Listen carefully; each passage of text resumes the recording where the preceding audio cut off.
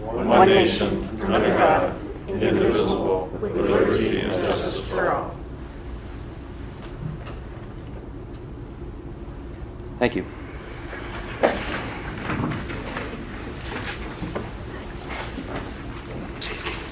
Is this recording? Yes, it is. Oh, it's already recording. Okay, good. Make sure. Yeah, I didn't touch it, so. Oh, then we should be good. Yep. Most of you have been to our meetings before, so you know that our meetings are being recorded. They're public information and will be posted on our YouTube channel in the near future. Since our last meeting, there have been a few times that the commissioners have been, at least a majority of the board, have been together. On the 8th, we had a meeting with attorneys regarding litigation. On the 20th, we were all in the same room for a department head meeting. The 21st and 22nd, we interviewed fiscal director candidates. On the 23rd, Commissioner Morris and I were at a incident management meeting with public safety in the school district. Monday, we met with Attorney Shreve regarding pending litigation and counsel. And then yesterday, Commissioner Eggleston and I toured Worley Industries, and we also had an endowment fund, which technically is not part of the commissioner's scope of work, but I figured why not disclose it anyway. Anything else that I'm missing? Really? I wasn't invited. Yeah, well, I think Jeff just decided to kind of come along. It's that 50 and 50 program that I've been going to. So you're welcome to come anytime you want. If I know about them. There's no cause for public hearing. At this time, we again moved the public comment section up to the beginning. So if anyone has something that they would like to bring to the commissioners at this time that is not on the agenda, feel free to raise your hand, state your name and the municipality that you're from. We'd be happy to hear up to 5 minutes of comments. But do recall that if you're here regarding one of the agenda items, you will be given a chance to comment on the agenda item when we get to that point. All right, seeing no public comment, the agenda before us today, I'm aware that given a motion yesterday in our prison board meeting that we would want to add something to the agenda. Just to be clear, we normally do not add things to the agenda 48 hours before this meeting, but we have been talking about a prison upgrade to our jail locks for quite some time, and kind of forgot to put it on the agenda. So I would ask for a separate motion to move to add to the agenda the United Prison Equipment bid. So moved. I'll second. Any public discussion? All those in favor, please state aye. Aye. Aye. All right, that'll be the first order of business. Have you all had a chance to review the minutes of February 7th? Having reviewed the minutes, I'd make a motion that we approve them as presented. Why don't we go ahead and take the fiscal report and the proclamations all at the same time then too? Okay. Any amendments, comments? Good. Fiscal report. Fiscal report, cash is reported at $1,377,815 compared to prior year at the same time, $1,414,786, or a difference of $37,000. So we're very close to where we were a year ago. We've not yet had to draw from the TAN, but we will within the next several days. The treasurer is in the process of putting paperwork to draw from the TAN. So within the next several days, we'll be processing that. And that's very comparable to last year when we drew. Actually, we drew from the tax anticipation note on March 2nd last year. So yeah, we're right on track. Probably be almost exactly the same. Yeah, right on track. Okay. Very good. Proclamations. Do either of you want to read the National Problem Gambling Awareness Month or the recognition of Public Defenders Week? I'd be happy to read the Problem Gambling Awareness Month. All right, please do. March is National Problem Gambling Awareness Month, whereas on behalf of the citizens of Warren County... Does somebody else want to do that? No, go ahead. Okay. We are pleased to join Forrest Warren Department of Human Services and Beacon Light Behavioral Health Systems Prevention Services in promoting March 2018 as National Problem Gambling Awareness Month in Warren County. Whereas promoting the Awareness Month provides individuals in the problem gambling community an opportunity to educate the public and policymakers about the social and financial effectiveness of services available for problem gambling. Problem gambling is a public health issue affecting millions of Americans of all ages, races, and ethnic backgrounds in all communities, and which has a significant societal and economic cost. Problem gambling is treatable, and treatment is effective in minimizing the harm to both individuals and society as a whole. Numerous individuals, professionals, and organizations have dedicated their efforts to the education of the public about problem gambling and the availability and effectiveness of treatment. Whereas Forest Warren Department of Human Services and Beacon Light Behavioral Health Systems invite all residents of Warren County, Pennsylvania to participate in National Problem Gambling Awareness Month.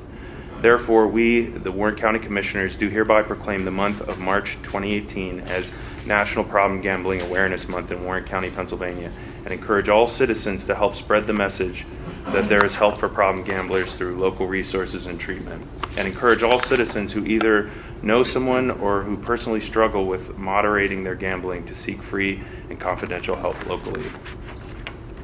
Thank you. Do the commissioners have any comments about that proclamation? No. All right. Moving on to public defenders recognition.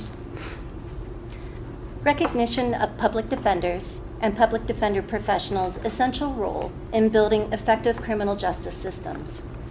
This proclamation affirms both the legal principle and practical value of equal access to justice for every individual regardless of income.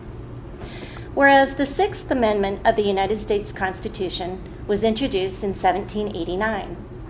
As part of the Bill of Rights, it guarantees those accused of crimes the right to a speedy and public trial, an impartial jury to be informed of the accusations they face, to confront witnesses, and have the assistance of defense counsel. And whereas California was the first state to establish and publicly fund a public defender's office in 1914, and later expanded it as a state-authorized institution in 1921. And whereas Clarence Earl Gideon was charged with breaking into a Florida pool room on June 3, 1961, and stealing coins from a cigarette machine, he asserted his innocence. Whereas Gideon submitted a handwritten petition to the United States Supreme Court from his prison cell, arguing that the United States Constitution does not allow poor people to be convicted and sent to prison without legal representation. Whereas on March 18, 1963, the Supreme Court unanimously ruled that Gideon's trial and conviction without the assistance of an attorney was fundamentally unfair and violated the 6th and 14th Amendments to the United States Constitution. It is an obvious truth, the court stated, that in our adversary system of criminal justice, any person hauled into court who is too poor to hire a lawyer cannot be assured a fair trial unless counsel is provided for him. Whereas at his retrial on August 5, 1964, with the constitutionally guaranteed assistance of an attorney, Clarence Earl Gideon was found innocent of the charges against him. Therefore, be it resolved that the Warren County Commissioners, to celebrate the 55th anniversary of Gideon's decision, designate March 13th to 20th, 2018, as Public Defense Week in Warren County, and commend our public attorneys who continue to fulfill the constitutional promise of our Bill of Rights. Thank you very much. Any comment on that proclamation? I'd just like to quickly comment that I'd like to thank John Parasini, our public defender, for the work that he does within the county. He works incredibly hard under very stressful circumstances. I would also pitch that he's looking for an assistant public defender. So as a part of the month, if you wanted to celebrate it, and become a public defender yourself, I would suggest go talking to him. Jim, you could. Well, you have to be an attorney, Jim, but. Yeah. I'd like to only add to that he has a wonderful staff person. Her name's Lenore Glotz, and Lenore does an excellent job supporting Mr. Paracini's efforts as public defender, and they both do a wonderful job for our county. We're lucky to have them, and we certainly are looking for an assistant public defender. If you know of anyone, please spread the word. All right, thank you very much. At this time, I would entertain a motion to approve the minutes as presented, the fiscal report as presented, and these two proclamations. So moved. I'll second. Any discussion? Any public comment? All those in favor, please state aye. Aye. Aye. Motion carries unanimously. There you go again, Paul. I'm so sorry. Just too big of a habit. There's no old business before us, but at this time, first of all, I was going to announce that we're not going to vote on this, but Treasurer Munzgard, Commissioner Morrison, and I are signing this document before us that will close a fair PHARE account at Treasurer Munzgard's request. So you can come pick that up anytime you want. The next item of business would be the bid proposal for the Warren County Jail. We have been talking about replacing the jail locks for quite some time, built it into our capital budget this year in order to begin the process of replacing our jail locks. But in order to really flesh out the project, I would like to ask the sheriff, who is the chair of the prison board, to present the bid that's before us. A little bit of background about why this maintenance and repairs need to be done. Not to date myself, but I worked for the county before the new jail was built. We moved into that building, I believe, in 1981. Generally, no major repairs have been made to that system since then. There have been some minor repairs made. To give you an example of where the system stands now, a few years ago we had an emergency situation in the jail where some part of the system broke. We had to rely on one of the sergeants, who was a pretty good welder, to come in on the weekend and weld it back together so we could operate it. I think it's time to. So when I was awarded, that was one of the projects that I wanted to see was we need to start upgrading and not let the system deteriorate any further. So therefore, as chairman of the prison board, I would ask the commissioners we're making recommendations to the board of commissioners to accept the bid of UPE United Prison Equipment to rehabilitate the third floor of the county jail for a sum of $192,000. All right, thank you very much. Commissioners, any comments? I've heard everything Questions? that I really needed to know in prison board. I appreciate you speaking to this today. The only question I have is, does this follow purchasing policy for the county as far as bidding this project? I think we did. But Did we have an official bid process? And Pam says yes. Because it is so specialized and there's not a lot out there, we did go out and got 3 or 4 quotes. okay, That's what I was going to comment on, the specialized equipment. I believe it's outside of that. Warden Collins, did you have anything you wanted to add? You covered everything. All right, then if there's no other questions, I would ask for a motion to approve the UPE agreement that's before us. I'll make that Bid. motion. I'll second. Good, any discussion from the board? Any public comment? Very good. All those in favor of accepting the bid, please state aye. Aye. Motion carries unanimously. Next item of business is the liquid fuels, correct? Yes, resolution 3101. Before us we have 3 different allocations, and we need to decide which one we want to go with. Pam, could you remind us of the difference between the 3? The $155,000 is the same allocation that the municipalities have gotten for the last 3 or 4 years. Okay. We could increase that either to a total of $160,000 or $165,000, giving them a little bump. And we do this because we get county liquid fuels, but we do not own any roads or bridges. So we take our money and we divvy it up to the municipalities. Would there be a balance left in the account? Yes, there will be, of at least, With any of the any three? of them, yes. Of at least like $15,000 or $20,000 by the end of the year. Okay. Okay.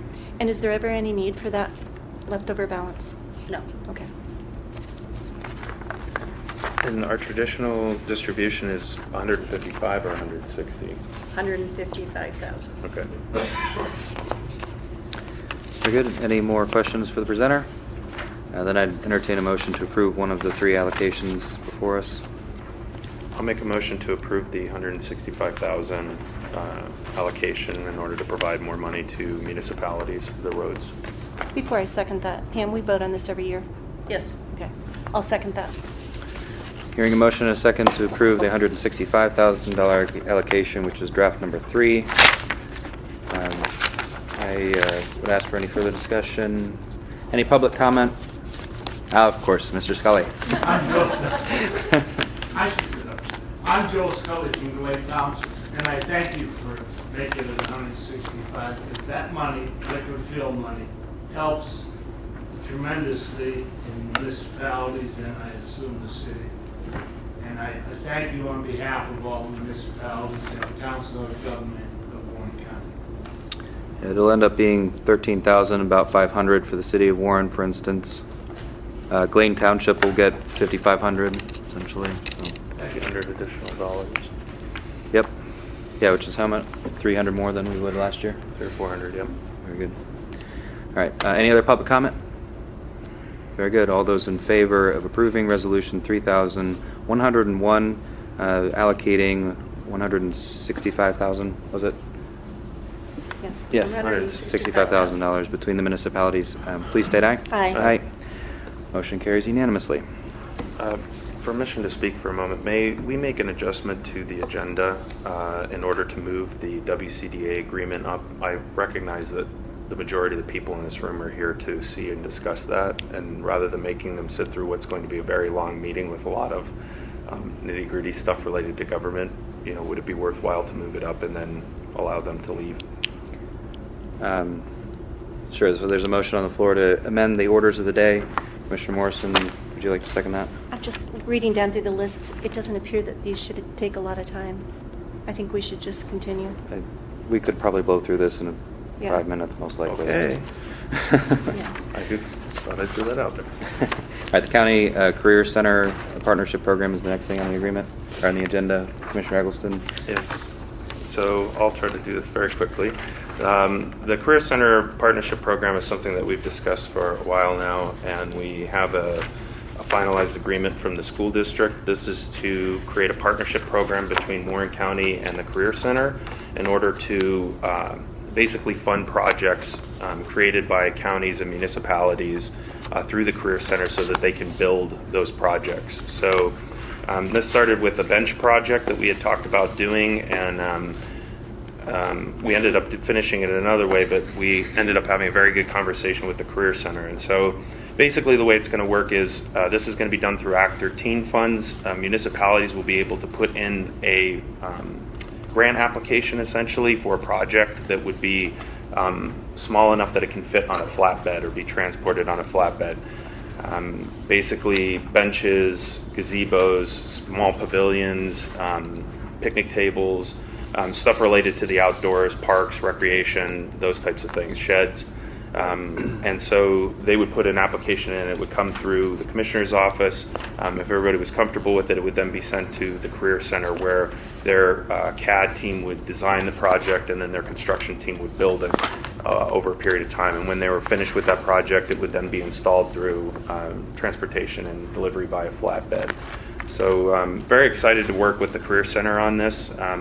We have several municipalities that are already interested in this program in order to expand their parks and recreation and some of the amenities that they have there. And with this will give a formal agreement with the Career Center and the school district in order to facilitate those projects, which the municipalities won't have to pay a nickel for. It'll all come from Act 13 funds. Very good. Any questions for the presenter? And I'd entertain a motion to approve the agreement. So moved? I'll second. Further discussion, debate from the board? Any public comment on the program? All right, hearing none, the motion before us is to approve the agreement with the county and the school district for the Career Center Partnership Program agreement. All those in favor, please state aye. Aye. Motion carries unanimously. Next on the agenda is an agreement with Darling's Pharmaceutical. We have to contract out to the jail. Actually, the warden's here. Why don't you explain it, Warden Collins, the Darling agreement? All of our medications contracted through Garland's. We used to use a state provider called Diamond Pharmacy. We wanted to keep everything local. We did put it out for bid last year, I believe, and Garland was the best bid. And he's definitely provided the kind of service we need to the jail. All right. And a cost savings. Yes, huge. Very good. Any further questions for the warden? I'd entertain a motion to approve the agreement. I'll make that motion. I'll second. Any further discussion from the board? Public comment? All those in favor, please state aye. Aye. Motion carries unanimously. Agreement with Rapid, the company, for CourtFunds card program. Mr. Treasurer, did you want to say anything about this program? Basically what it is, we're proposing to use a debit card payment system to pay our jury, people that come for jury selection and then serve on juries. One of the problems related to it is if we issue them a check, they don't cash the check, so you have between $9 and $20 checks that pollute our outstanding checklist. So it's an administrative problem that we have to track down and try to get the checks cashed. So this way, the people will walk out with a debit card and we'll load the values on there that they need, and then we're done. So in the long run, it will reduce the labor that we have to spend doing this. And the cost of the card to the county is 49 cents. We issue the checks and mail them, and they're spending more money than that. So. Good. Question? Yep. Equipment costs. Are there any equipment costs? No scanner or reader or anything like that? No, it's going to be loaded via over the internet. Okay. And then anything that Bill Gallagher should be reviewing?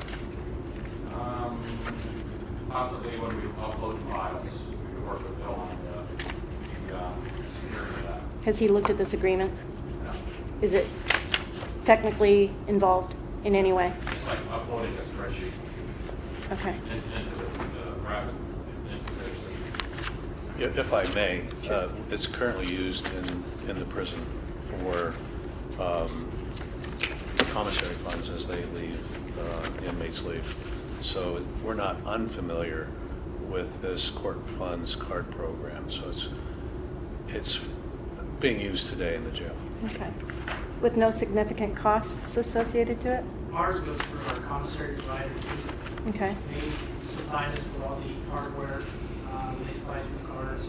So it's very similar, I agree, but it's not on county now. Okay. All right. Any other questions? We're good at... Oh, sorry. It was just my understanding that this program would cost maybe an additional $450 or $500 a year in order to utilize, and it would reduce time that is spent going after checks or, monitoring postage. cash and postage and a number of other things. I'd entertain a motion, unless there's any further questions, a motion to approve the Rapid Financial Solutions agreement before us today. I'll make that motion. I'll second. Any discussion from the board? Any public comment? I guess I do have one question. Is there a way to get out of this? Is there an exit clause? This is an agreement that we can get out of at any time with the penalty direction. Okay. We can end it at our will. Okay. Thank you.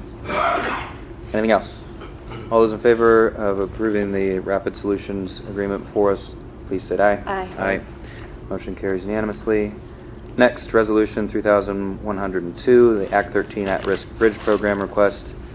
This is forwarded to us from Planning and Zoning. It's a request from Pine Grove Township for $45,000 from the Act 13 pool that we have that is specific to bridge replacement. The money cannot be used for other things, and we have a healthy balance in the account. This is much like one that we passed last year with Glade Township. And there is I believe it was a 10% match from the township. I believe we put in 9,000. Okay. Oh, then more than that. Very good. Any questions for me or staff on this? My only comment is that this is another element of the grant program that we passed in the past month in order to help, distribute in a efficient and appropriate manner the Act 13 funds, related to bridges, related to public, beautification projects. So this is a very good application of this funding, and it's perfect for what we're trying to accomplish with the program. With that, do I hear a motion to approve Resolution 3102? I'll make a motion to approve that resolution. I'll second. Any further discussion from the board? Public comment? Hurry up. You said you were going to hurry up. All right. All those in favor of Resolution 3102 for $45,000 to Pine Grove Township for the Big Four Road Bridge rehabilitation, please state aye. Aye. Aye. Motion carries unanimously. Notice to award Sheffield First and Hall Street's water line. This award before us is CDBG. It is something we opened bids for, was it last week or the week before, a work session? Yeah, last Monday. Okay. It's to replace water lines in Sheffield Township. Similarly to the last one, that we get CDBG money, is only eligible for these kinds of projects. Put it out to bid. This Kling & Smith Enterprises was the lowest bidder. Are there any questions from the board? All right, yeah, pretty routine thing. I'd entertain a motion to award the First and Hall Streets water line replacement to Kling & Smith Enterprises. So moved. Second. Any further discussion? Public comment? All those in favor, please state aye. Aye. Motion carries unanimously. Tyler Technologies. This agreement before us, this is not an agreement, this is a bid for software that will serve civil process and risk management for, incident management for the sheriff's office. I would ask the sheriff to describe what's before us, and then I'll comment on what motion I'm asking for. What this is this system. I'm asking for funds for the commissioners to approve the purchase of software for Tyler Technologies for the sheriff's office. Currently, the system that we are using is 25 years old. The county received the software about 25 years ago if the county agreed to be a demonstrator site, which we did. It was about $40,000 worth of software, and in its day it was very good. However, one of the many problems that we're facing now is that system was written in COBOL. COBOL is no longer used. As a matter of fact, people who are taking information technology courses in college, you have to take a special class for COBOL. As I said, the system was fantastic in its day, but there are some things that have occurred over the years. We are putting the information into the system. All of our civil process, all of our warrants, all of our license to carry, we use that system. But because it's antiquated, I have my civil clerks here who use the system on a daily basis. Even though we have that software, a lot of it has to be manually done. They're using spreadsheets to put in there. They're still maintaining the dockets by hand, and I'm sure I'm missing a lot more. But what we're seeing, and I've been working on this for 4 or 5 years, is that we're putting information, especially in our warrants, warrant attempts, warrant services, and the system is collapsing. My concern is that the county is in a liability situation in that if a deputy goes out and serves a warrant or makes an attempt and puts that information in and is lost, there's a possibility that, because we've seen it where the information pops up later on, well, if the warrant's been served and we wind up serving that warrant again, then that's a violation.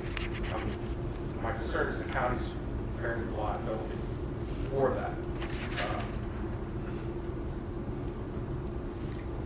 Some of the advantages of Tyler is, number one, it's used by a lot of agencies. One of the aspects is it has an automatic vehicle locator. What that means, what tells us is that if there's a sheriff's car out there, I can look, and the 911 center can look and see where that vehicle is. It will tell us how long that vehicle's been stationary. And I mean, as it stands right now, if we can't contact the car, we lose contact with the car. I or the deputies have no way of knowing where. What we have to do is answer back to 911 and say, when was the last time you heard from that car? And then we do a mass scramble. This solves that problem. And that is a officer safety issue. It also has a program in there for managing property. The sheriff was responsible under Pennsylvania law to maintain and hold all firearms for protective from abuse. Everything now is done manually. This system will allow you to record that. It prints out a barcode, and it just makes it's going to be definitely more effective. I could go on, all day telling you what the system can do and the problems that we have with the current system that we're using. But some of the things, I think, one question is, how is this going to be paid for? Thankfully, Commissioner Morrison and Kaplan, we met with the Records Management Committee for the county. There's funds in there. That committee had earmarked $60,000 for this program. The commissioners have put money in the capital budget. What we're asking for is $186,000 for the complete system. Right now, there's $160,000 that's accounted for. I propose to the commissioners to work on a program. We do 3,500 licenses to carry a year. And a license to carry is good for 5 years. $20 fee. $1 of that goes to Pennsylvania State Police by law. The rest of the funds come back to the county. Would it not be smart to possibly earmark so much per license to carry, put that in a fund to pay for the maintenance on a yearly basis? And there's some other things that I would like to see for us to discuss. So with that, I ask the commission. The reason this is important, this is the last day to get in on what is called the tri-county. What has happened is that our 911 centers throughout the region, the Northwest region, are all upgrading their tasks to computer-aided dispatch systems. And Tyler, they're looking at, and probably they're going to go with the Tyler system. This allows us, the county, to take advantage of pricing, because there are several counties going in that drives the cost, and there's substantial cost savings. Very good. All right, thank you. Any questions for the sheriff? I wanted to add that we have looked at other software packages. This is really the only one that we've found that actually is sufficient in terms of capability, but we have done our due diligence, and this pricing is really pretty phenomenal. If we don't vote on this today, we still have to replace the software sometime, and we will have to pay more for it. Sheriff? Just to add, we've been working on this, and I talk to commissioners all the time saying, the system failed again, we're losing this, we're losing that. Without the pricing from the Tri-County, I had gotten prices for that. One was $283,000, the other was $300,000 for this. But with this Tri-County, that's a substantial savings. Right. So what's before us today is not an agreement. The agreement will actually be made with Elk County, which will be the fiduciary agent. That is forthcoming. It's not going to happen today. It doesn't need to happen today. All I'm asking for from the commissioners today is to approve earmarking $186,000, $60,000 of it coming from Records Improvement Fund. The remainder, I do not believe, needs to be paid in 2018. So actually, this will not be something that hits this year. But we do need to agree to it today, or we miss out on the pricing option. Question. Yep. I'm assuming Insight Technology will be working with this software. Has he been consulted? We have had numerous conversations. Okay, all right. That said, it's really Tyler that will be installing it in Elk County, not here, from what I understand. They have a consultant that they're using. Right. They'll work with every county, but Bill Gallagher has been to the demos, and he has been working with us. Right. Working with them. But He to be knows clear, we're pulling the plug on this, so. yes, I'm just trying to make clear that he's not installing anything or doing anything. This is something that Elk County is ultimately responsible for fulfilling with Tyler Technologies. He is also, with our current system, Mike Reedy, any Yep. information we have, he has negotiated with Cisco Right. to migrate that at a very reduction cost. Yep, very good. We have to get involved in this from day one. Okay. From MCM. So it looks as though you're short 26,000. Okay, That- but it doesn't need to be paid this year. Exactly. What I'm This will be, All right. it will be amortized over a 5-year period. right. So really, that's freeing up money that we had already allocated to this project because we're not going to have to spend it this year. Any further questions? Hearing none, I would public comment. I'm sorry. Very good. And then all I'm asking for today is approval of the Tyler Technologies bid. Again, agreement will be forthcoming. That's really official in the future. But this will allow us to sign and agree to go in with Elk and Erie. I'll make that motion. I'll second. Thank you very much. Any further discussion? Public comment? All those in favor, please say aye. Aye. Aye. Commissioner Morrison? Oh, aye, sorry. All I said aye. carries unanimously. Yeah. All right. The next thing on the agenda, thank you very much, was an E&M proposal for the parking lot repair. We've struck that from the agenda due to the fact that actually we are going to pay for it through our endowment funds. And so there's no need to bring that before the board today. So we're not using county dollars. And then the last thing on the agenda, the moment that everyone probably here has been waiting for, is the agreement with the Warren County Development Association for the purchase of the PNC building. At the last meeting, we made a rather open-ended motion to approve an agreement with WCDA in order to loan them $450,000 to buy the PNC building. We decided just to be completely above board to actually run the real agreement through and not just authorize ourselves to sign the agreement. It's probably not necessary from a legal standpoint, but we just wanted to be completely above board. So with that, I will turn it over to Commissioner Eggleston, who has prepared the documents that everyone should have. If you don't have it, there's copies still in the back. And I believe you'll be presenting. Do you want a motion on this first, or do You're allowed to present it before there's a motion if you want. But Okay. Well, we'll do the motion later. Okay. So we don't have a clicker thingy, so I have to do it the old-fashioned way with the mouse. So if I'm back and forth, I apologize.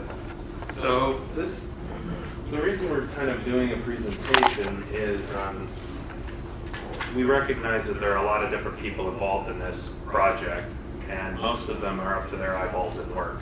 And so it's been very difficult to do public relations on this project because everybody's been working so hard in order to keep it maintained. I'd like to start out by thanking a few people who have been heavily involved in this project and were a part of the team that pitched Warren County to the site selection team, including Joan Stitzinger from the High Ed Council. Jim Evers from the Career Center was also part of the team. I think John Hanna was there, and several people from the WCCBI. Obviously, Commissioner Kapperlin and I were there as part of the pitch team. I think the lion's share of the thanks for this project really needs to go to Jim Decker of the WCCBI and the WCDA. He's the person who pulled the group together in order to do the pitch and has been the one who's been in the greatest level of contact with the college and with all of the entities that are involved in this project, and has done a really fantastic job of trying to keep everything moving forward despite numerous challenges. So with that said, My goal today is to simply do basically a presentation on the history of the college, how it came to be centered in Warren County, and then why we are getting involved in the PNC redevelopment project. I'll try to be as brief as possible. However, there are a lot of moving parts related to this, so I apologize if I go more than 10 minutes or so. So what is the Northwestern, oh, I already screwed up right off the bat. North Warren. It starts off fantastically. North Warren, Pennsylvania College, Regional College. It's important to notice that I got this done like literally an hour ago, so I apologize if there's a couple misspellings. The Northern Pennsylvania Regional College. So the college, everybody keeps asking what the college is. There's been a lot of questions as to what this entity is, why it exists, why is it important for Warren County. So I think it's important to start with what the college is. The college was established by an official act of the state legislature, and it was also incorporated into the fiscal code of the state. I worked on this way too fast. So it was included in the fiscal code, making its operation an ordinary expense of the state government. So the point of this is that this college is authorized by the state of Pennsylvania, and it gets regular funding from the state. It's a state entity essentially, and it's working on behalf of the state.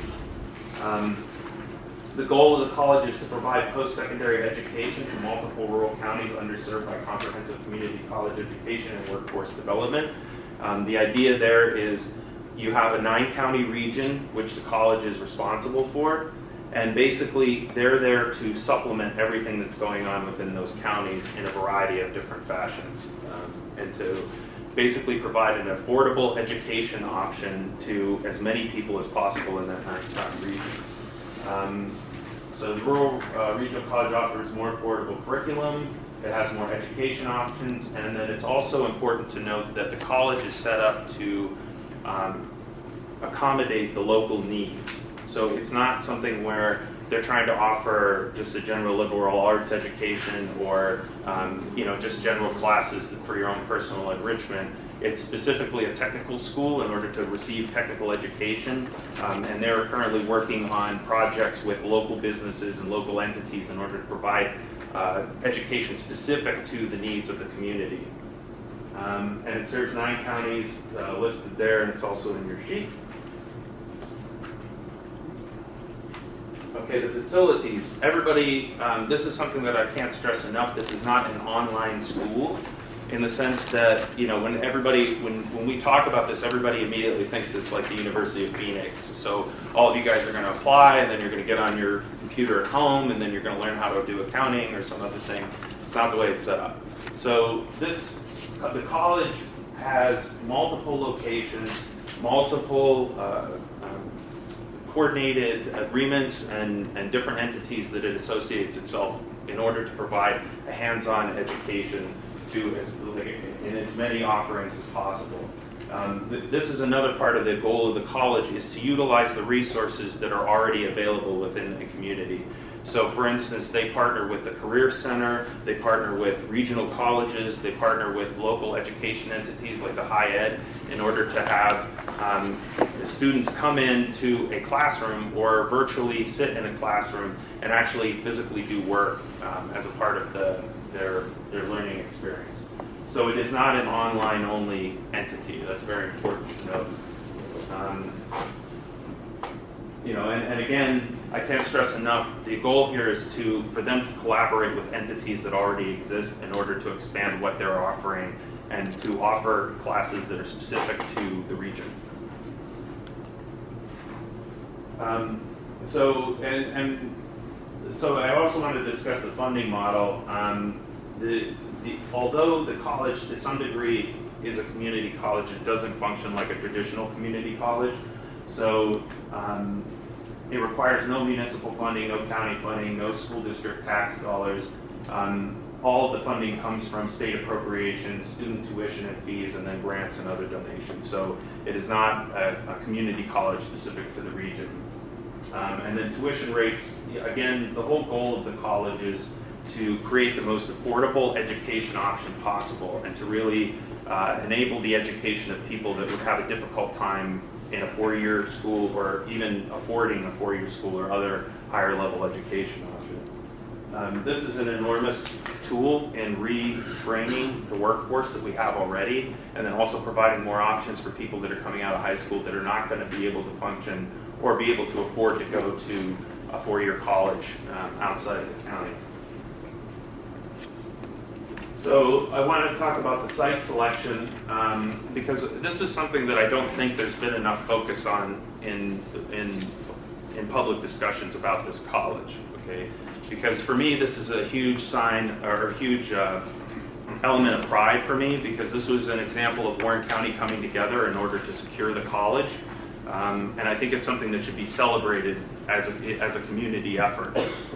We competed with seven other entities. There were 8 potential sites when this first started out with the site selection committee. The site selection committee was put together by the board of trustees of the Rural Regional College, and they did an incredibly thorough review of all of the locations, and it was related to different things related to like the least cost, internet access, efficiency of space, proximity to and ease of access, and then fiber optic service, public bus service. I didn't get a chance to print the quote out. I wish I had and brought it with me. Did I put it on the next slide? Oops. I did. Okay. But anyway, there was a fantastic quote by one of the people in that were part of the site selection committee, and they talked about one of the biggest reasons that they supported Warren County was the level of support and the number of people that came together in order to show how committed they were to making this work. It involved several different meetings with the site selection committee, pitching a variety of different options in Warren County. And there were numerous people, and one person I forgot to thank too was John Lasher from the Community Foundation.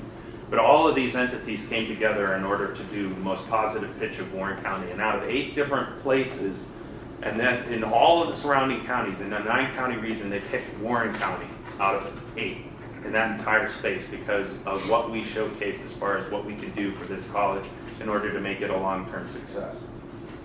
So I think that the county itself should be very proud of what it's achieved by I said this the other day at the Lions Club meeting was, they picked us. They picked us. They picked Warren County. They picked us. And it was because of that group that put together the pitch. So that transitions to the selection of the Warren National Bank building. I don't like referring to it as the PNC building because I don't want to drag PNC's name into this. And the Warren National Bank hasn't existed for quite some time. So how do we end up with the Warren National Bank building? It's important to note that when we did the original pitch, it was for the South Street School. Everybody was very committed to the South Street School project. Just as time went on and the more we dug into that building and the facility and everything related to it, the cost just became too great. And it was for a project where it was going to be a building that neither the county, the WCDA, or any entity that was related to the project was going to own the property. And so everybody had a very difficult time with the idea of putting money into a facility that we didn't have the stability in the project that we would like. And it's important to note that the whole goal of this pitch, this project, what we're doing today, is to generate stability in this project so that this college can thrive and grow within our community and within the region. So after the South Street School project was no longer an option, Jim Decker and several other people started running around Warren County, and there were B, C, and D facilities that had already been looked at as a part of the original site selection. And so all of those buildings were looked at compared to the requirements of the college itself.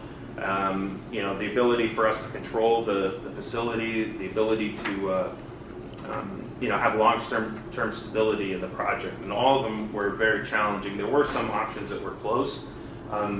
The former Warren National Bank building was the best option out of the bunch. And that was related to the price, the ability to move the college in very quickly, the ability to rehab the building in a way that would allow them to have all the technical resources that they needed.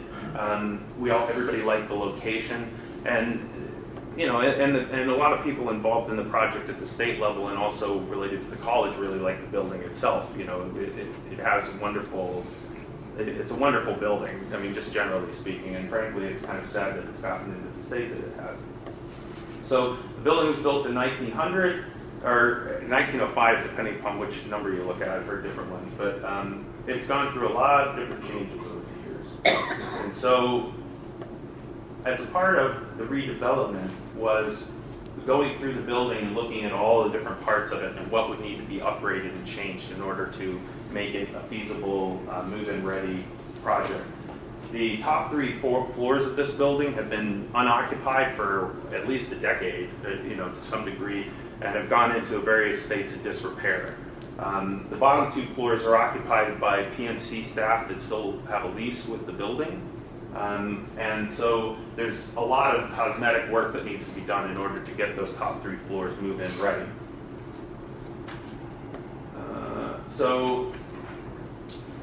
So I wanted to focus a bit on the funding related to this project, because this is another big win for Warren County, and I don't think that there's been enough attention drawn to it, and there needs to be. Okay, so first of all, the project starts with a $1 million RCAP grant awarded to the county via the city of Warren. This grant was lobbied for by the commissioner's office through the state legislature and the governor's office. Okay, so there were several RCAP applications that were sent to the state, and they awarded $1 million of your tax dollars to come back to Warren County for redevelopment. The city has been nice enough to take $640,000 of those dollars and allocate it to this project as a part of the redevelopment. So this is the bulk of the funds that are going to be used in order to rehab this building. And again, this RCAP grant is something that Commissioner Kafferlin, Jim Decker, and several other people worked very hard on in order to help push it through and get it allocated for Warren County. So again, this is $1 million of state money that's being invested in your community due to the efforts of the Commissioner's office, and especially Commissioner Kafferlin, who worked very hard in order to get this money allocated here. So the rest of the funding that's going to, and this is all for the rehabilitation, this isn't related to the actual purchase of the building. $500,000 from the DART Foundation in Michigan. This was due to Jim Decker's efforts in order to secure these funds. And then $200,000 of grant funding from the Community Foundation, which they recognize the community impact that this college is going to have. So they allocated funds as well. And then today, if we pass the agreement that we're discussing, will be $100,000 of grants from the Warren County Commissioners. So again, in this complete redevelopment package, the only local, what you could say, tax dollars that are being utilized are $100,000 that are being allocated by the Commissioner's office. The rest are funds from the state to reinvest in the community, and then also grant funds that have been secured through a variety of sources. So what are we getting for the renovation? Like, why renovate this building? What are we going to get out of it? So as far as the building's renovations, the overall project is $1.4 million for the renovations. And this is something that I want to stress, because there's been a lot of misinformation related to this. I've heard people say that there's $1.7 million to renovate 1 floor, or that this is only going to do 1 floor of the building. That is absolutely not true. $437,000 is what's going to be used to renovate the 5th floor for the Rural Regional College. The rest of the funds are going to be used to upgrade the entire facility in order to get it ready for other entities to exist on the other floors. So that involves a complete electrical upgrade for the entire facility, so that there are meters on each floor to make it much easier to lease. HVAC upgrades for each floor, which will again, help with the leasing of the facility. Bathroom and plumbing upgrades. Currently, the bathrooms on the top 3 floors cannot be utilized. At least I wouldn't recommend utilizing them. So they'll all be redone, and then a lot of the amenities on those floors will be made ADA compliant. And then finally, part of this upgrading this building is to make it completely ADA and code compliant. There are things related to the Uniform Building Code, which everybody is aware can be kind of a pain sometimes. as far as making sure that the building is able to be evacuated properly and that all the stuff related to the code is taken care of. I would also say, if anybody has any questions, feel free to stop me. And if there's anybody in the back, I know there's a few people from the regional college. If I mess anything up or misspeak, please raise your hand. So, how is this project going to work?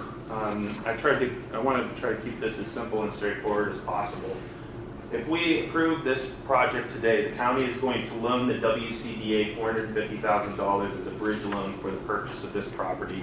Essentially, there's some work that they need to do. Part one of it is there's work that they need to do in order to secure complete financing and have a general mortgage for the building. Second part is that some of the construction needs to happen and some of the redevelopment needs to happen in order to get more favorable terms on that agreement with whichever bank they choose to use.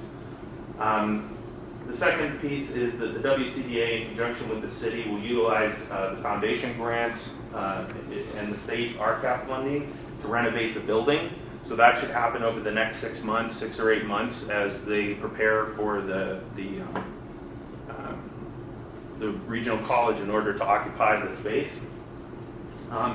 The third is that the WCDA, once those the majority of those renovations are done, will then secure a 15-year traditional mortgage and pay the money back to the county. So the goal of this project is to have the money back in the county within by the end of the year. And then finally, the MPRC will move into the 5th floor of the newly renovated building, and they will set up their permanent offices in that facility. So I'm going to just run through the overall benefits to the community in each section. So the building benefits. It's important to note that if we do not do this, this building is going to continue to deteriorate. Right now it has a new roof, as far as, I think it's like a 10-year-old roof. The windows have been redone, and there's some other things that are holding the building together. If it goes unoccupied, I don't personally believe that there's any private entity that's going to come in and invest this type of money in order to get this building up and running. It's going to continue to deteriorate. Some of the other buildings downtown aren't that difficult, in my opinion, to knock down or replace with a park and do some other things. This building is a big kahuna. I don't think that you're going to find somebody that's going to come along and be able to deal with this building in any short order. So it's important to note that we're taking a building that is in a slow state of disrepair, that is a hallmark of this community and an architectural centerpiece of the downtown, and making it usable, making it usable by the community, by the county, and by any other entity that would be willing to utilize it. And the best part is that the local contribution, as far as tax dollars goes, is $100,000. Everything else is coming from state and foundation funding.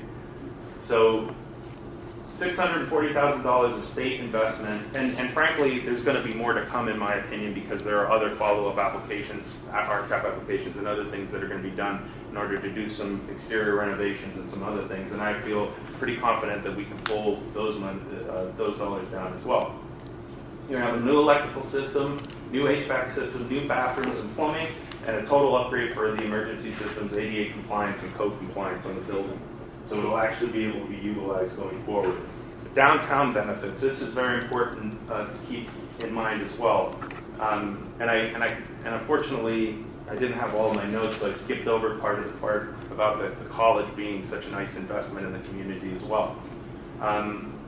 So first of all, we're going to take a major dilapidated commercial property and give it new life, preventing another prominent building from falling into disrepair downtown. There'll be more available commercial office space with updated systems and utilities. One of the things that we get into in this discussion all the time is that people say, well, why don't you just throw a stone downtown and take an office building and put somebody in it? And the thing that nobody seems to understand is we've got plenty of office space. We don't have plenty of usable office space. And there's a big difference between those two things. Once you put any of these entities in there, it's got to be code compliant. You've got to look out for asbestos remediation, and there's 100 other things related to it. So there's no simple answer to just stuffing somebody into a building downtown. The final thing is that the college right now is going to have 14 to 16 workers with an average salary of between $50,000 and $70,000, depending upon how you look at it or what numbers you look at. These are people that are going to be housed downtown. They're going to be able to go eat lunch downtown. They're going to be able to purchase products downtown. We're filling up another building that's going to help downtown shops and the community in general. These are also people that are going to be public leaders when they're here, not just involved in this organization, but in other organizations. So the payroll of this organization is very huge yet, and it's only going to grow from here as the state invests in it, especially if we can help them be successful and make this enterprise a success. So what are the county benefits? Why should the county invest in this? So first of all, I don't know if anybody knows this. I would love somebody here to tell me the last major investment by the state in secondary education in this county. Exactly. How long ago? 40 years or better. Exactly. This is the first major educational investment by the state in this county and this region in decades. Okay, this is a huge opportunity for us to have an established educational post-secondary resource to retrain our workers, train our kids coming out of high school, even kids that are in high school. I mean, there's a lot of different options for this college to expand and to grow and to provide education locally to our community. I'll say this over and over again because I don't think, when I ran for office in 2015, there were about 3 questions that everybody asked. And one of them was, when are you going to bring a community college to this area? Why don't we have a community college? Why don't we have any educational resources past high school in this area? You do now. Okay? This is a big get. I can't be any more excited than I am. I know you all seem very excited. It's okay, you can be excited. So the second thing is we're talking about $1 million payroll that's going to bring quality jobs to this community. These are people that are going to buy houses in this area, that are going to live in this area, that are going to support our community and be leaders in our community. We need more leaders with education, technical background, all of these things. Huge help. And I think the third thing is, and I didn't expand on this too much, but I'll give you an example of the type of thing that we're going to expect from this organization. We got to go down and do another tour of another facility for Worley's the other day. And we were talking to their HR director, and they were talking about how they have a challenge of getting electricians and technical workers involved in their plant. And we started having a conversation with them about, we're going to bring you down and have you have a conversation with the Northern Pennsylvania Regional College in order to get them to provide that kind of technical training if they don't already, so that we can get people here trained in order to do the jobs that we have open now. This is a major problem in this area that we need to do a better job of addressing, and this college will help do that, is training workers for the jobs we have open today, here, right now. And these are good paying jobs with benefits and opportunities. So education's a big bit. Do I have anything else? Okay. So I'm just going to conclude my presentation. All of this stuff is in the packets and the fact sheets that I've handed out. In my personal opinion, the benefits of engaging in this project and seeing it through start to finish are huge. And there are certainly concerns with any of these projects, especially with, there's always the opportunity that there's going to be challenges and there's going to be things that are going to be unforeseen with these projects. But if the community comes together in the same way it did to pitch our location in order to secure the location and make sure that this college grows, I think that it's going to be a huge change to the downtown. It's going to be a huge change to this community and a huge opportunity to offer greater educational chances and direction than we've ever had in this county before. So that's it. All right, with that, I'd entertain a motion to approve the financing agreement that's before us, and then we'll open it up to discussion. Well, my thing is we have 2 different financing agreements available. One involves interest on the loan. The second involves a no-interest loan. It would be my preference, and I would make a motion to approve the no-interest loan financing agreement to the WCDA. Okay, do I hear a second or a counter motion? All right, then I will second that motion to approve the financing agreement before us with no interest then. I would like to counter that motion. You're making a motion to approve the agreement that has... I'm at a bit of a disadvantage because this is the first time I'm seeing this agreement with any interest included. I have not seen it before this moment. Well, then why are you moving to approve that one? I would like to ask that we table this until I've had a chance. Okay, there's a motion to table. Is there a second? Well, Hearing. It's important to note that the agreement follows the specifications that were asked for by Commissioner Morrison in the meeting we had on Monday, where she asked for an interest-bearing agreement, and this agreement has the interest that she's requested already. I agree, but I have not had an opportunity to read Point of that. order. The motion is to table. Failing a second, we'll move on. You have put before us a motion to adopt the agreement with no interest. You have countered to approve it with interest.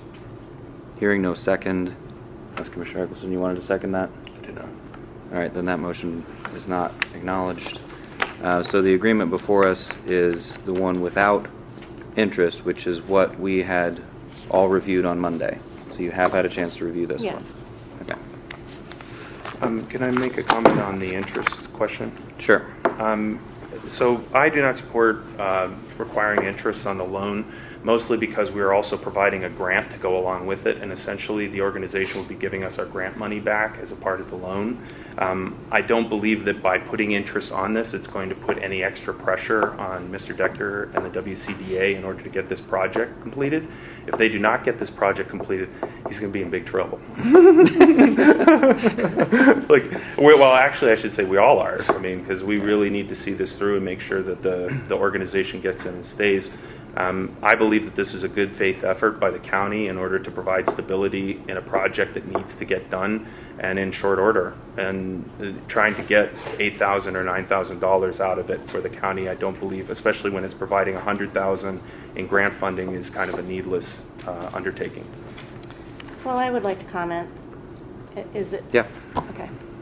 For one, I don't believe that we should be loaning money as a government entity. We're not a bank. We're not a lending institution. I understand that there's issues with timing. However, that's really not our concern. We're not a lending institution. I also don't believe we should be purchasing a building to compete with the private sector.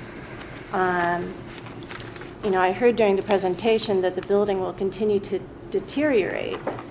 Well, that's really not our responsibility as government. Government doesn't swoop in and just purchase property to save our private sector, nor should we be competing with our private sector. Government grants such as RCAP and grants that are being given and provided to this project definitely serves as a competitive factor to the private sector who does own property in this county that could be leased to the college.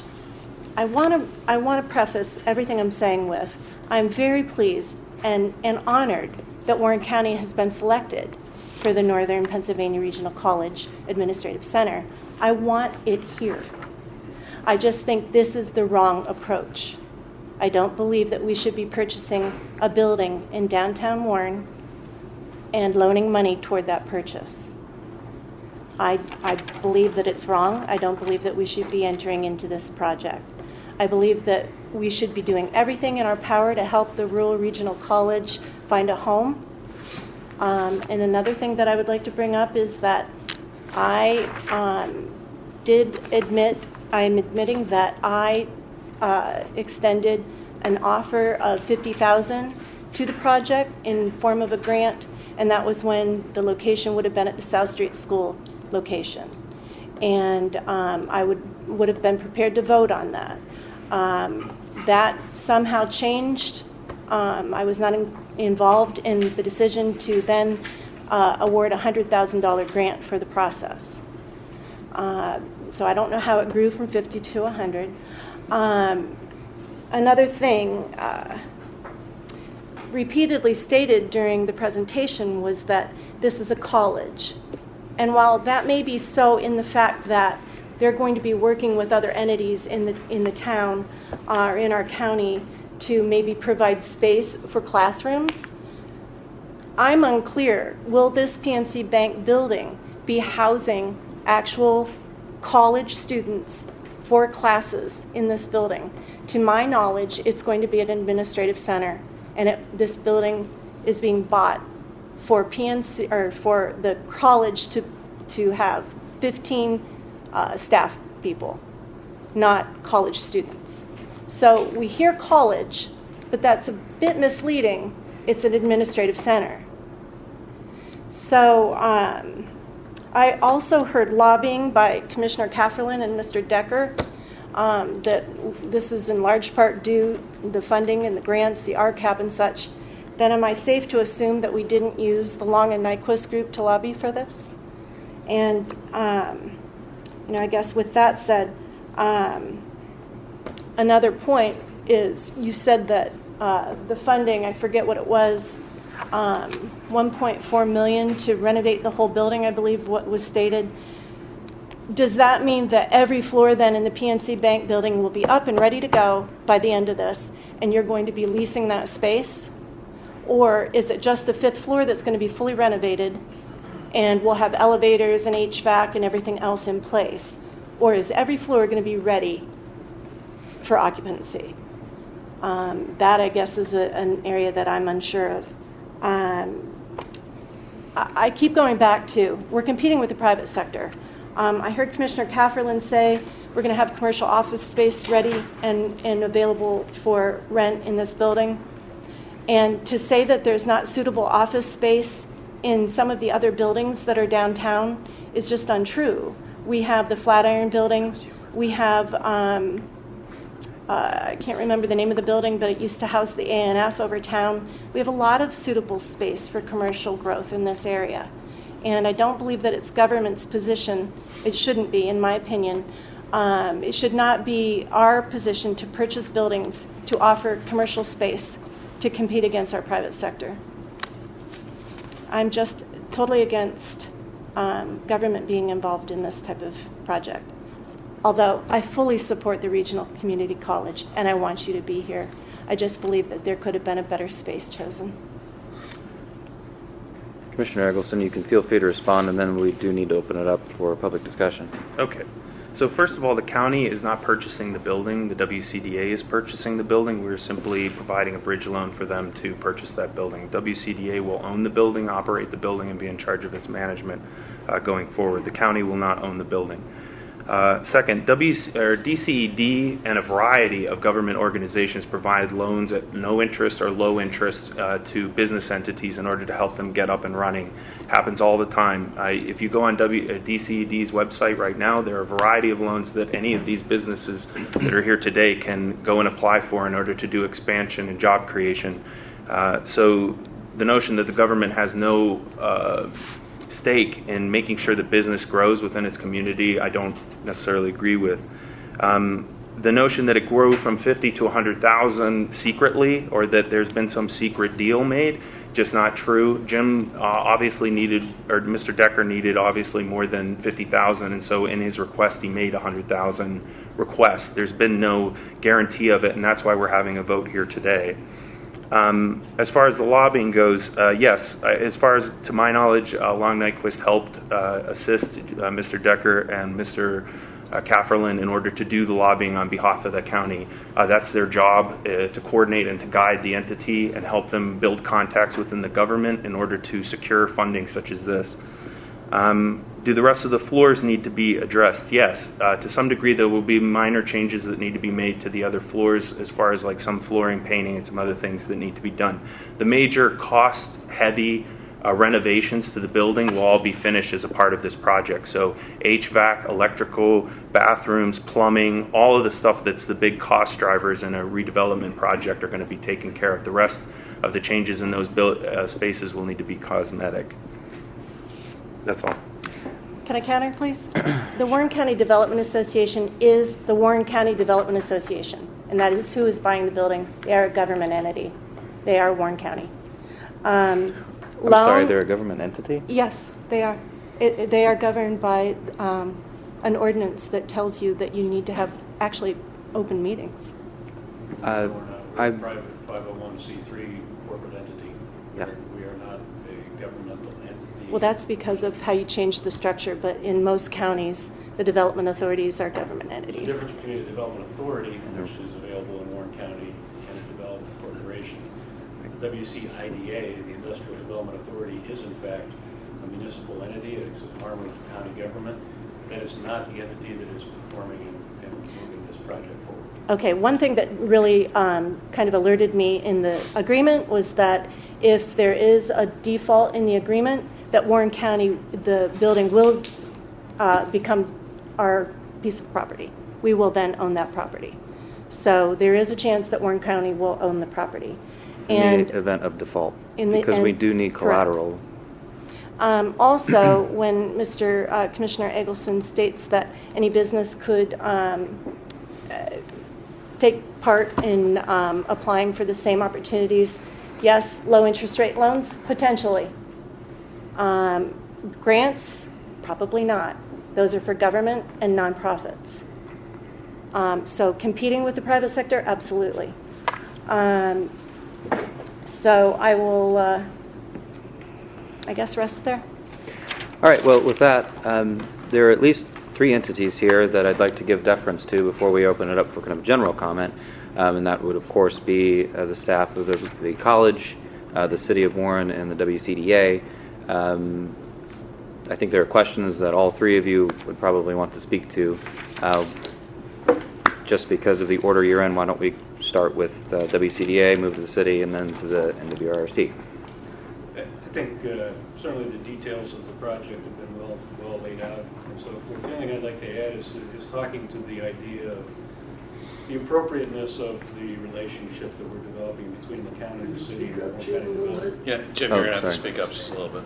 Oh, sorry. I just want to speak to the appropriate nature of the relationship and partnership that we're forming between the WCDA and the Warren County Commissioners and the City of Warren. And as we were approaching and looking with the RRC relative to locations, I think we would find looking back there that every location in the other 7 counties that were put forward for the consideration of the regional college had in some way a similar partnership evaluated or presented or brought forward. So this is certainly not unique, and there is a need for that kind of cooperative effort to have these entities such as the rural college select your community to reside. And we're very fortunate to have it here and have been able to secure that here in Warren County. So I think I don't see anything inappropriate whatsoever in the county participating and assisting us moving this forward. I think the risk of the county receiving this property through default is slim to none. Certainly is not in our anticipation or our expectation that we will allow that to happen. I think this is a very secure transaction that can help us secure this project, get it completed in a very, very timely manner, and have an end product that we all can be proud of for the next number of decades. I appreciate the support. Very good. Would the city manager or the city council people want to comment? Well, let me just preface what Jim has said here. As far as I'm concerned, as the mayor of City of Warren and the citizen of Warren, I see this as a very solid project. You know, there are risks with everything, but it is a signature building downtown. I agree with Commissioner Eggleston on that part of it. Not only is the college going to be moving in there, but you know, private enterprise can also move in as the floors are renovated. That's going to bring tax revenue to all 3 taxing entities, the school, the county, the city, and it will bring people downtown. And what are we interested in? In revitalizing that downtown and getting more people in so that they are going to visit the retail establishments. And that's a start. Now, Warren County Development Association there bought the Phillips Lighting Building and turned it into an incubator building. And they put a number of entities through there as they're trying to get started up in business. Is that government interfering with private enterprise? No, it's government helping private enterprise. And that's a portion of what government should be doing. I'm very solid to that. I'm on the advisory board at the University of Pittsburgh. They get government help, a lot of it, and so that they can expand that.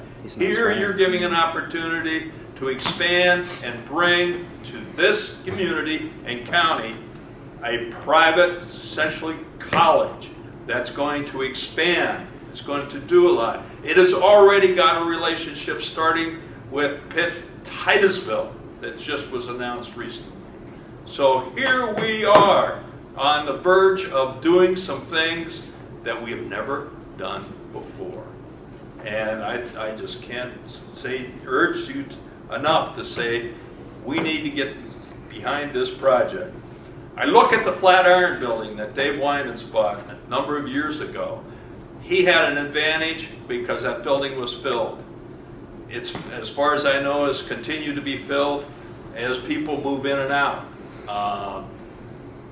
The old Warren National Bank building in my time when I came here was filled with people. And when it was bought by a private person up in, or an entity from Erie, Pennsylvania, and that, he let it deteriorate and people left. Here's an opportunity to upgrade it and get people back into those offices. I can't say that they're going to come in droves, but they will come in time. So I urge all of you to come together in a unanimous way in order to give this project a platform for success. Thank you. Thank you. Any other city officials? Mr. Giuliani? Paul Giuliani, Warren City Council. We all seen pictures of what happened to this building, so we know what happens when you have bad management. But when we can have a local entity that wants this building, that wants to be part of this building, wants to take care of this building, and redo this building, that's the best kind of landlord we can get in the city of Warren. So if these are the kind of projects that are coming to us as local officials, I don't understand if the WCDA needs $50,000, $100,000, $300,000, and they come to us. I don't understand why we're not bending ourselves backwards to help these people. Just for what Maurice said, to bring more people downtown, especially this is a historic anchor building downtown. Too many times we just wait. We hear rumors that someone from Florida is going to buy this building and fix it up. I mean, I've heard that for 30 years, for Pete's sake. This is a building we can own locally.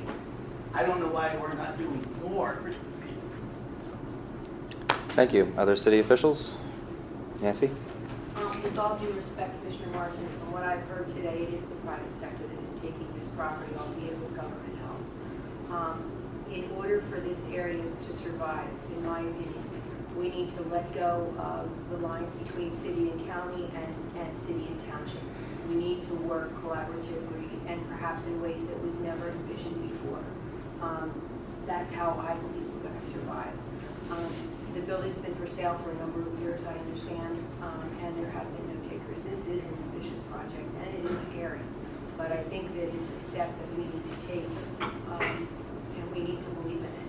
There were other sites that were considered, and I hope I'm not speaking out of turn, but Harrisburg said either you make PNC work or we leave it. We're not going to stay in Warren County. And I heard that. I was part of that conversation. So there were a number of other alternatives that were either they didn't work for the college or the state just said no. We spent a lot of time with the South Street School. That's time wasted. We'll give you another chance or we're done. And so I think that this is a huge step. And I think if we all try to work together, we can make it something successful. It's not going to happen next week. It's going to take a couple of years, but it didn't take a couple of weeks for it to be in the condition, the building to be in the condition that it's in now. So they're just my thoughts. Thank you. Anything further from WCDA or? All right, very good. I would like to just comment. I'm very much in favor of the college being here. Please know that. I just don't want to be loaning money to purchase a building. I think there's too much risk with our taxpayers' money, and that's just how I believe. Truly want to work together and make this happen, absolutely. Unfortunately, politics played a role in buy this building or not, and that's unfortunate. Sometimes you need to take a risk in order to get a reward, and I think the risk is minimal, and I think the reward is enormous. And so I would encourage you, as I said before, I would like to see this done unanimously, so as we all go out, because the city council, when we decided to take the DCED grant and allocate $640,000, that was unanimous, because we believe in this project. We believe in it wholeheartedly. I believe in the college. I believe in the administrative center being here. And I wish that politics hadn't played a role and you could have found a more suitable place to land. Okay, let's not. We will get a chance again to talk, but we want to get to the college. If the college has anything they want to say. Hi, good afternoon. My name is Ray Frang. I'm a VP at the college. I've only been here for a few months, but the college is a result of 10 years, a lot of effort by people. And I want to be clear about a few things. I'll try very hard not to repeat anything Commissioner Eggleston stated, but we're here because of a very vigorous, very robust competition among several sites, and Warren was chosen, and I am absolutely delighted personally. But the college is more than just that. I know that it was referred to as an administrative center by Commissioner Morrison, and that's what we're talking about today. But the college is designed to provide accessible and affordable education to people in this 9-county footprint. And it's going to provide an awful lot of benefit to Warren County, regardless of this admin side. A lot of students that would have to go elsewhere for education are going to be able to remain in Warren County. A lot of students who simply couldn't get education and get better jobs are going to remain in Warren County. It's going to benefit the county. That's what we do. That's what we want to accomplish. We moved into our current space in May, I believe, of last year. And that lease, I looked at the original lease, it was for 2,100 square feet. It was designed to last 3 or 4 months. We now are going to be in that space for, it appears, about 18 months. And the space that we're looking for in this project is right about 5,000 square feet. We are really stuffing a lot of people into a space about half of what we need. Time is of the essence, and for a number of reasons, because that lease is running out, for a lot of other reasons, we need to move by December 1st. That's what we've expressed to Mr. Decker over and over and over again. And I'm sure he's sick and tired of hearing that. That's something that hasn't been mentioned yet today. I'm not here as an advocate for a vote either way. That's not our role. I'm here to provide information and perspective. We're obviously an interested party.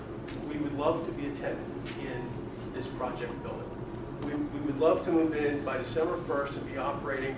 And I will tell you that we didn't select this site due to its proximity to the plaza, but I can't overlook the fact that it is in the middle of downtown, and I'm very excited about that. We are looking forward to having other tenants in the building and it becoming a vibrant part of the downtown again. But we're just a tenant, and we are very happy with the progress we've made. The timeline is very short. I know it seems like a long time away, but December 1st is coming up, and the timeline is very short. So I'm not advocating for a vote, but I'm going to be calling Mr. Decker again tomorrow and saying December 1st, and he's expecting a call. I'm happy to answer any other questions that anyone may have. The fact that it's the administrative center here is absolutely correct. But because of our model, because of our distributed model, I will tell you that the number of employees at this location by a wide margin is larger than any other employee count at any other location within the county. I don't expect we're going to have a lot of students coming into here because we're not a bricks and mortar kind of place, but we will retain students here that otherwise might leave. And we will bring business that all the employees who are going to be focused here will bring to the county. I'm accompanied today by my colleague, Dr. Deborah Teachman. I'll defer to her with regard to the academic portion. If anyone has any questions, I'd be glad to respond. And I'll talk a little bit about the academic portion, but also kind of follow up on some of what Pring has said. We are very happy to be in Warren. He's originally from here, as are a number of our staff. Some of us are not. I had never even been in Pennsylvania until I gave this job. And I came because I believe so much in this particular project and what it does. So I'm very much an outsider who has already decided I love Pennsylvania, I love this at heart of Pennsylvania, and I love Warren. And in fact, a week from Friday, I'm signing for a house. So I plan to be here long term. Okay, that's not the college, but it is part of what I think is important. We are bringing a number of people who are already here into very good jobs.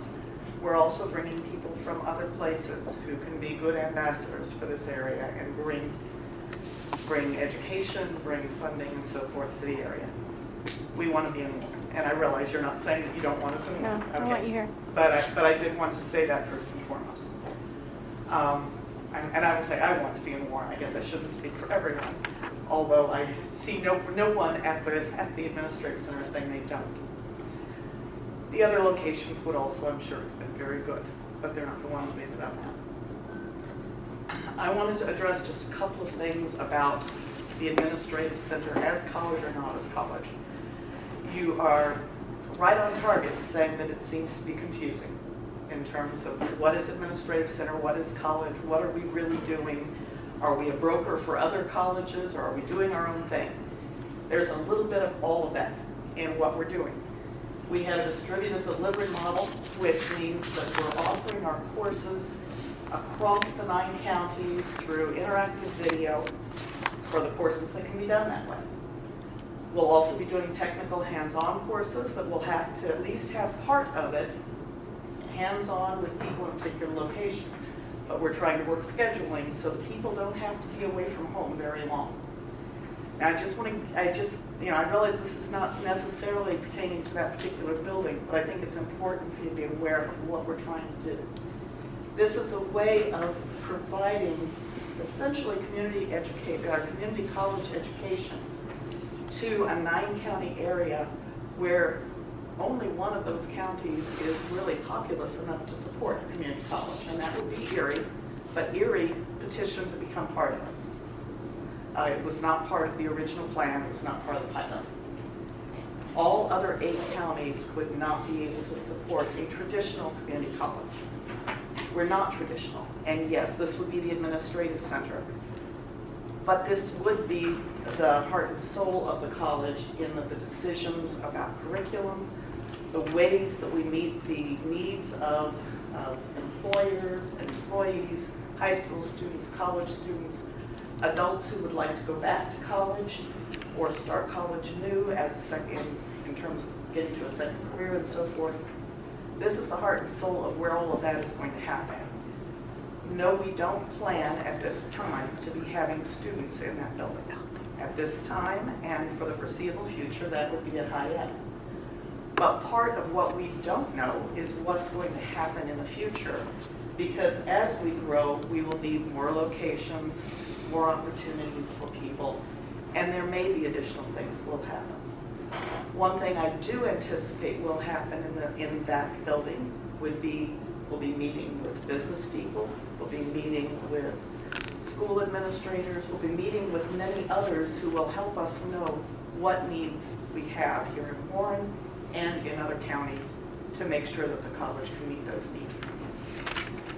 We are developing our own curriculum. At this time, the curriculum that's been used in the pilot program is Gannon's curriculum, 2 of their associate degrees. That is because there was not an educational entity. It was a nonprofit working with Gannon to pilot this process to make sure it was viable. What we're doing in terms of putting this model together, so far as we can tell, and I've done a lot of research, there is no other college like this in the U.S. There are many colleges that are using this kind of approach as one piece of what they're doing for their more distant populations. but there is no college that is built this way. As a result, almost every rural area has people having to travel tremendous distances to get to any college. What we are aiming at is to have no one having to travel more than 45 minutes to a class. If we can possibly do that, and we're getting close to it already with 14 sites. As I said, the administrative center is the heart and soul. We may very well have additional things there at some point. It won't be the actual classes at this time, but it will be the designated center of the college. It will be the place that the accreditation agency says is the home of college. It will be the name. Warren County will be listed as the name of where this college is in everything nationally. So it is more, I think, than just a place to house 15 to 20 people. Thank you very much. At this time, I'd like to open it up for general public comment. Due to the fact that this meeting is getting fairly lengthy and we're late for another meeting, I'd like to limit any more comments from individuals to, say, 3-4 minutes or so. So are there any other public comments? Mr. Sokolsky. I'm Bob Sokolsky. I'm the secretary at the WCCBI. I'm an officer of the board. Jim Decker's done a great job of putting all the pieces together, but he had a lot of help. And John Hanna, Bill Wagner, others, myself, I sat in quite a few of the meetings, and we really looked at this from every which way and really struggled to get to where we are today.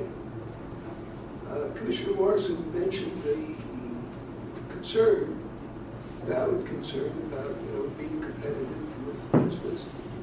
On the other hand, there were ample opportunities for anybody to come forward and make suggestions as to alternative opportunities.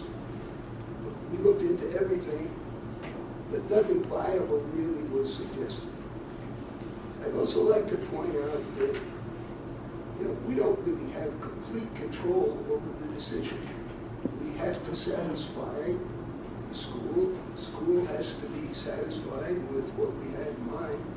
They're happy with the War National Bank building. It doesn't mean that they would be happy with other possibilities. I think we should also take into account that there is a very large grant planned by the DART Foundation, and they have to be satisfied also. If they are satisfied with this arrangement, there's no guarantee that we can just do anything and the $600,000 might evaporate as a result of that. It's really time to go. I feel strongly that we've made the right decision. We really have vetted it out. We've done a lot of planning. I understand what each of the commissioners had to say. And Board Cashman certainly did comment vociferously. Thank you, Board. But I just wanted to add those few comments in because I think it's that time to go. And as Jeff Nicholson said, it really would be nice if everybody would climb on board, if all the commissioners did, and we had collaboration, and if we had bipartisanship here, maybe it was spread out over the country. Thank you very much. Thank you, Dr. Holly. Yes, I just had a few comments. This is the first time that I've actually sat in a meeting where there's been information shared, so I had a list of thoughts here that I've been able to eliminate a couple of them based on the input that's been provided. I think, to begin with, I think this is a wonderful opportunity for the community, and I think community members should be appreciative to the efforts and the vision that we have here. However, I would say that I believe that the concerns brought up by Cindy are valid, that, if this is what we're doing, and I'm not saying that I don't support the effort of the county acting as a bridge loan, but if that is the case, and you don't need to answer this, what the commissioners then are saying that they're willing to entertain future requests to engage in this type of partnership would be my only concern as a taxpayer. However, I do believe and I do support this initiative. I do think that for someone who is not in education like myself and familiar with cyber versus brick and mortar and how the cyber delivery of education occurs, whether it's high school, secondary, post-secondary, the information that's being put on this fact sheet is very deceiving. Because, when I read this information, over 15 plus highway workers to purchase products, blah, blah, blah, downtown, that's not going to generate an overwhelming revenue that's going to have any bearing on profit to the community. I think that the information that's being put out to the community needs to be given a little more attention so that it's not deceiving for those of us who do understand the process and are able to understand the assets that it will bring to downtown. I think that what's happening, this is my opinion, is that the fact sheet is trying to solicit information so that we are getting community members or supporters to support the effort, when in all reality it is a wonderful opportunity for the community.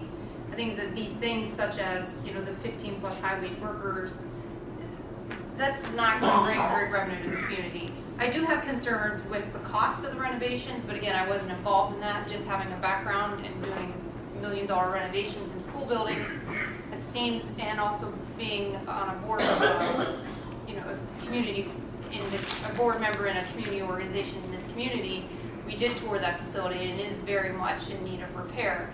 Just HVAC to me seems $1.4 million seems to be a very low bid or a low cost. So my question would be, is there going to be information or updates provided at the meeting so that county members of the county or the community have an opportunity to see the costs that are being expended, because we are supporting this with a bridge loan if this motion passes today. So that would be a concern I have. My other concern, which doesn't need comment either, would be, well, it's very logical the county is giving a bridge loan, and if this project were to fail, which I would agree is probably unlikely that would occur, but there is that possibility. What is the county's plan? Because this building has sat vacant and not been able to be purchased, so now we're going to be sitting on a facility, and I think that's Commissioner's point. We are going to be owning a property that's been sitting downtown with no vacant. It's been vacant for a long time. My other concern would be that having awareness in the district for the population of students with disabilities, again, the fact sheet is making it sound like we're preparing and we're allowing folks to have an opportunity to earn an associate's degree so they can be employed within our community. Well, I agree with that. However, I don't think that is an accurate example or illustration of what we're doing. We are definitely providing people with opportunity to earn associate's degrees or be that feeder system into a bachelor's degree program, which I applaud and I support every day. My bigger concern is what are we doing to support the 20% of the student body population that we currently have in our district who have disabilities with those skills to be productive employed in the community. Because as you know, that's a huge focus for us as a district, and it would be wonderful if there could be a transition or some other type of programming here at this level to support those folks to remain in our community and be productive members of our society. So that would be my only concern or my question to the... Very good, thank you. Can you remind us what municipality you're with or from? Pine Grove. Pine Grove, thank you. The only other thing I wanted to point out was, I'm sorry, you had stated earlier that the motion was wasn't acknowledged. The motion was acknowledged, it just failed. Is that correct? Just so I'm clear. On what? She's talking about the counter motion. The counter motion wasn't seconded. But it was acknowledged, it just failed. Is that correct? Oh, yeah. Okay. Well, no, it would need to be voted on to fail. It just was not. Right, didn't have a second. Right. Let's get back. I just wanted to get all the public comment kind of out there. Yes, you had a comment? Thank you. My name is Lance Farnsworth, and I'm just a citizen here in town, and I'm greatly concerned about the town, and never thought it was cool to be interested in politics, but now things are starting to look a little better, and when you get older, you get more concerned about it, especially the environment that you live in. So when I heard that Cindy was getting elected to commissioner board, I thought that was wonderful, because I think that's balance. It was always men in the past. And when there's a relationship, any kind of relationship, men should listen to women. And I don't see a lot of that going on here. But, in a relationship between a husband and wife, it's important. It's paramount to listen to the woman. And sometimes they might see things at a different angle. And men just sometimes go forward and keep getting in debt and go out and buy cars and trucks and motorcycles and things, but the woman always says, now wait a minute, let's check this out. And that's a good thing in any relationship. And I just want to make a couple more comments about that the building over town seems like kind of weird to me. It's really old. I know that no matter what you come up with for a price, no matter what the contractors tell you, it's going to end up costing a lot more than what they're telling you, because they'll say they didn't foresee this and that and the other thing. Constantly happens. And the other thing is the parking. I think parking over town sucks. Thank you. All right, thank you. Other public comments? Just one. I endorse everything that was said. And please state your name and where you're from. Phil Herdenberger.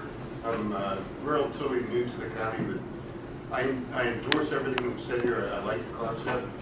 My only concern is the money that we want to loan, is that coming from an interest-bearing account? Yes.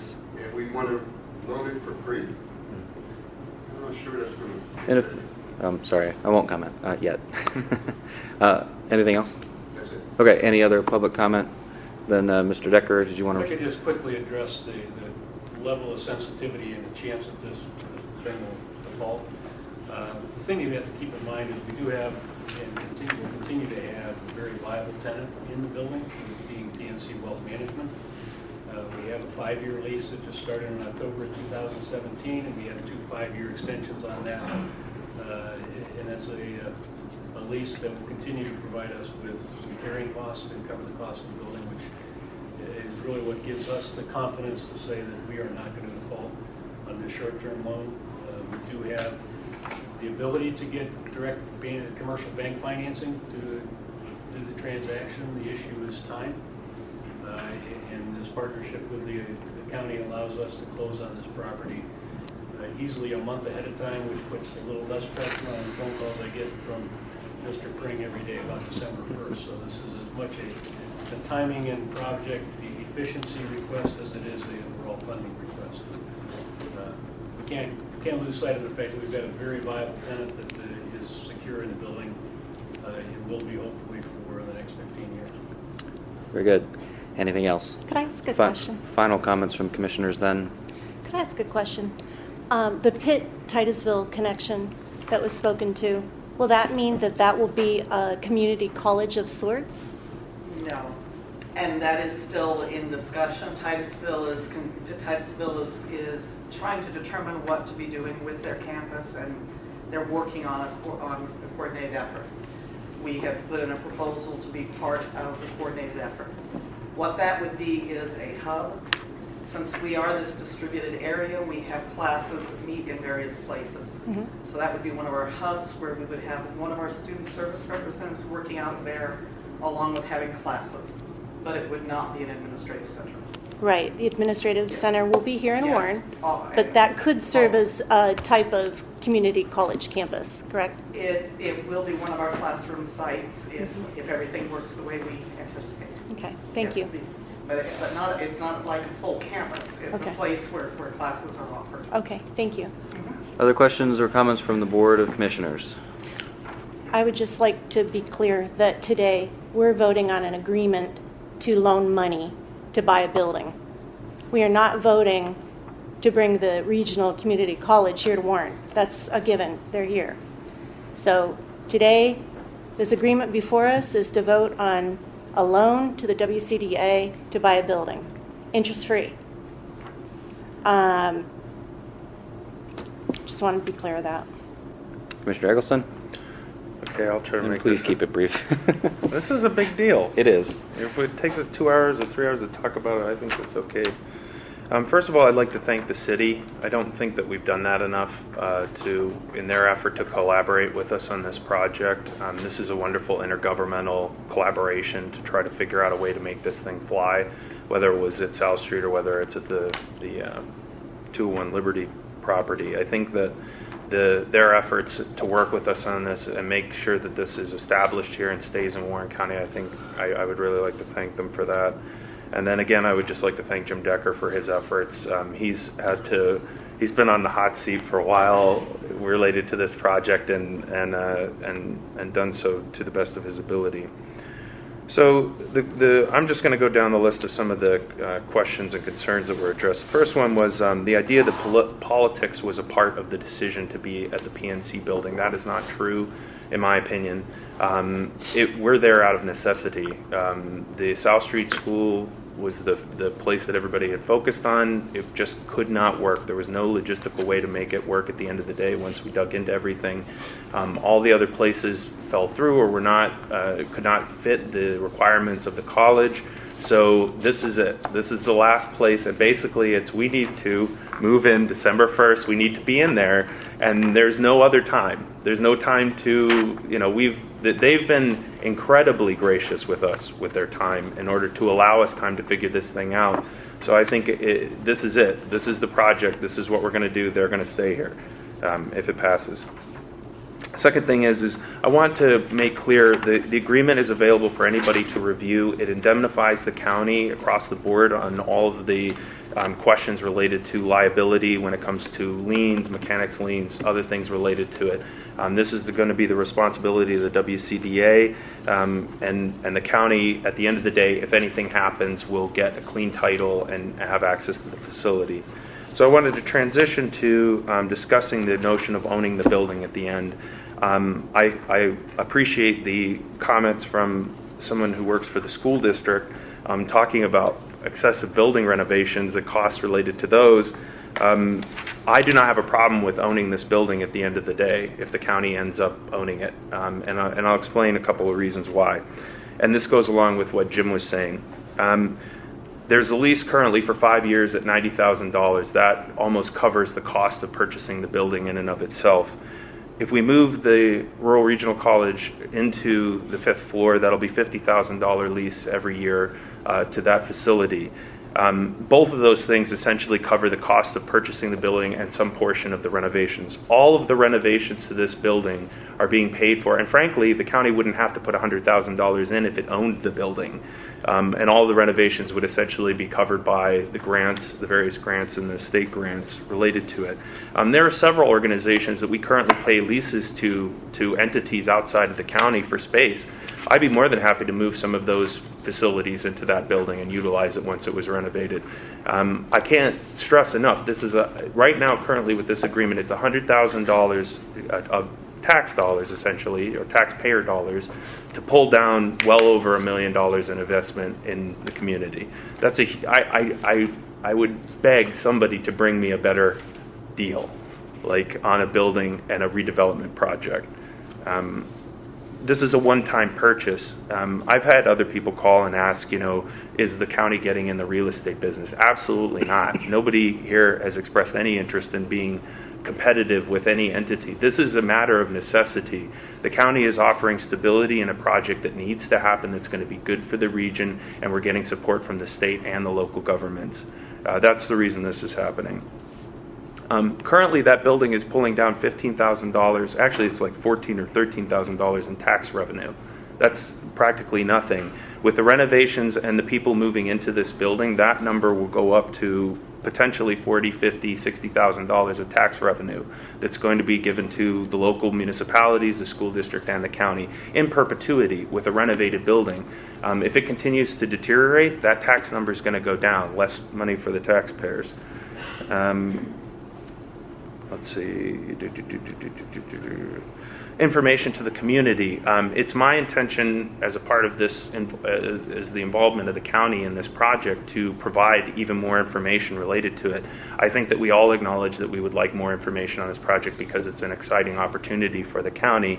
And again, I think that the reason that maybe it's felt like there's less is because of the fact that everybody's been working so hard in order to just keep it going and moving forward.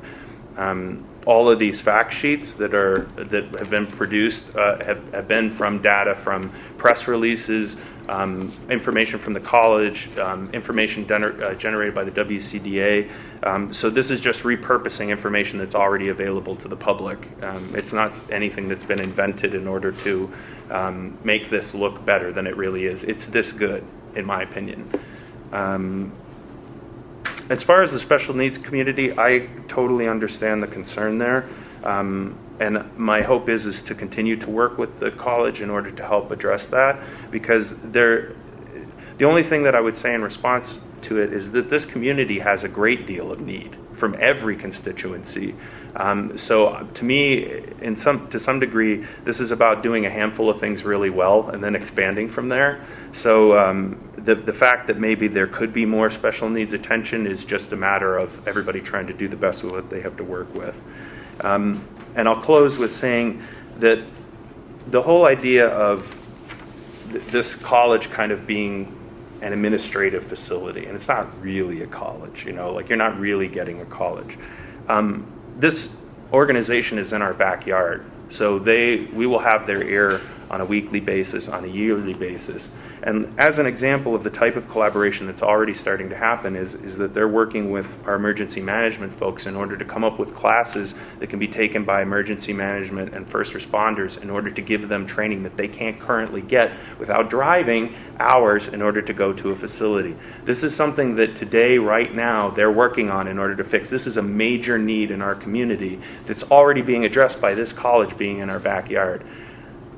I will close by saying there are not enough good things I could say about this organization and about this project. This is a huge win for Warren County, and I look forward to seeing it through to the very end.